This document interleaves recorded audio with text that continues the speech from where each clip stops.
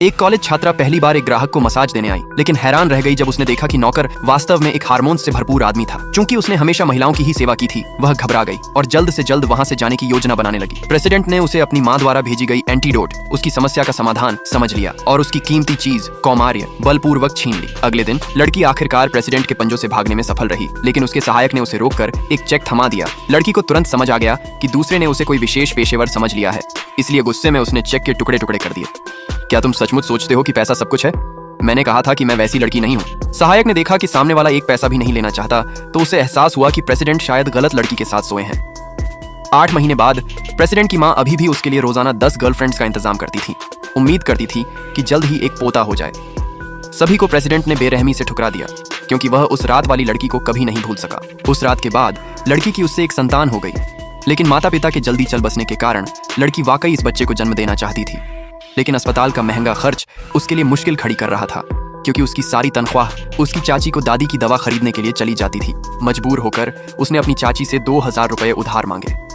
अप्रत्याशित रूप से उसके चचेरे भाई ने फोन उठाया। उसने सीधे ताना मारते हुए कहा कि वह अविवाहित होकर गर्भवती हो गई है और परिवार का सिर नीचा करवा रही है। अब तो हिम्मत करके पैसे मांगने भी आ गई।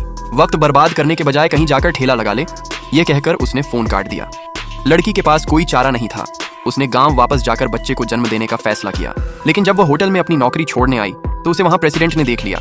जब उसने देखा कि लड़की का पेट पहले से ही बड़ा है, तो उसे तुरंत एहसास हुआ कि यह बच्चा शायद उसका अपना है। उसने दौड़कर लड़की का हाथ पकड़ लिया। लड़की उस आदमी को देखकर सन्न रह गई। कितने महीने का है? क्या? मैं पूछ रहा हूँ, कितने महीने का है? तुम्हारे पेट में जो बच्चा है वह मेरा है ना? लेकिन लड़की ने इसे स्वीकार करने की हिम्मत नहीं की। कुछ महीने पहले काम पर उसने गलती से एक औरत को देखा था जिसने दावा किया था कि वह एक आदमी के बच्चे से गर्भवती है, लेकिन प्रेसिडेंट ने उसे बेवकूफ बनाया और झगड़े के बाद वह अपने बच्चे को भी नहीं बचा पाई।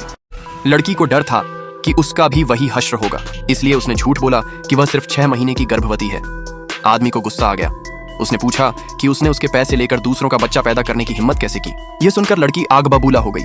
उसने कहा कि उसने उसका पैसा लिया तक नहीं था।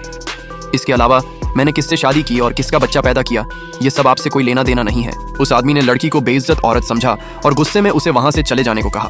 आगे क्या हुआ, ये देखने के लिए कमेंट में लिखें नेक्स्ट पार्ट।